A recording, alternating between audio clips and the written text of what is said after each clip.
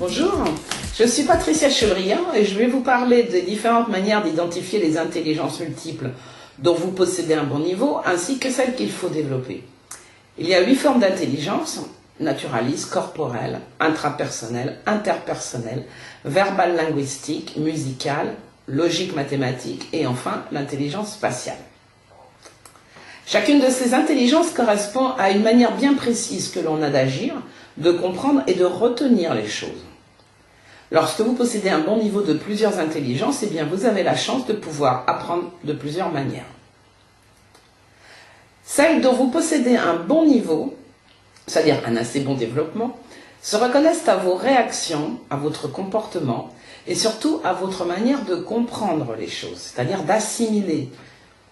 Ainsi, une personne passionnée par la défense de l'environnement, les animaux, les plantes, les planètes, la nature, etc. est quelqu'un qui possède un bon niveau d'intelligence naturaliste. Mais cela ne se limite pas à une passion. C'est surtout que pour comprendre et apprendre les choses, elle a besoin de le faire en utilisant ses 5 sens, la vue, le toucher, l'odorat, l'ouïe et le goût. Nous verrons dans le détail de chaque intelligence à quel point il est important d'utiliser ces facultés dans l'enseignement. Car un enfant naturaliste, par exemple, a besoin d'être à l'extérieur et de bouger et toucher les objets pour comprendre de quoi on lui parle. Or, si on l'oblige à écrire, lire et rester assis toute la journée, eh bien, il ne peut pas comprendre. Tout simplement parce que ce n'est pas dans ses capacités. On peut aussi identifier les intelligences par leur contraire, à savoir qu'un enfant incapable de rester tranquille en classe possède probablement un bon niveau d'intelligence naturaliste ou d'intelligence corporelle, ou les deux. Celui qui est incapable de se taire, qui parle tout le temps, c'est quelqu'un qui possède un bon niveau d'intelligence verbale linguistique. Celui qui est timide ou qui ne participe pas en classe, c'est probablement un bon niveau d'intelligence intrapersonnelle, etc.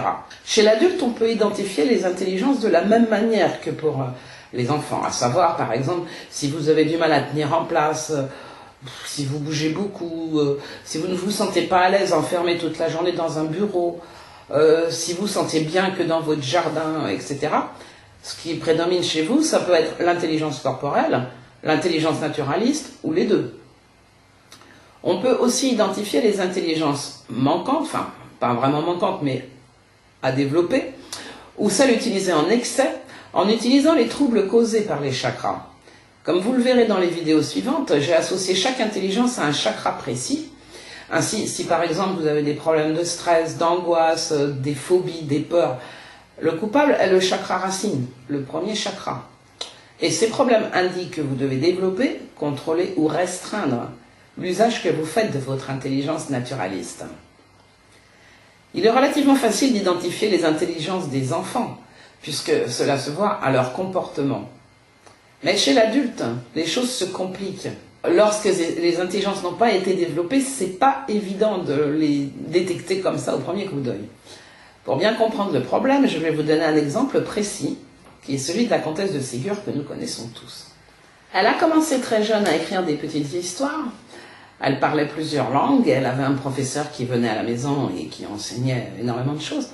Et elle possédait un haut niveau d'intelligence verbale linguistique. Seulement, sa vie l'a obligée à mettre tout ça de côté. Et c'est qu'à 50 ans qu'elle a écrit son premier livre et est devenue célèbre. Le déclic s'est produit lorsqu'elle est devenue grand-mère. Un jour, elle a éprouvé le besoin et l'envie de raconter des histoires à ses petits-enfants. Et instinctivement, elle a utilisé pour le faire cette intelligence verbale qu'elle avait mis de côté pendant toutes ces années. Elle avait carrément oublié qu'elle était capable d'écrire. Ça prouve donc qu'il peut se produire à tout moment des événements qui réveillent ces intelligences que nous possédons tous. Et il n'y a pas d'âge limite, ça peut parvenir à n'importe quel moment. Celles que nous n'avons pas pu utiliser lorsque nous étions enfants n'ont pas disparu. Elles sont juste endormies et il ne tient qu'à nous de les réveiller. C'est d'ailleurs aussi une des raisons pour lesquelles on peut avoir la sensation que la vie que nous menons ne nous correspond pas du tout. Qu'il nous manque quelque chose pour être nous-mêmes et pour nous sentir bien. Mais s'il n'y a pas eu ce déclic pour révéler quelles intelligences nous devrions utiliser, eh bien, nous ne parvenons pas à identifier le problème. On sait qu'on est malheureux et qu'il nous manque quelque chose, c'est tout.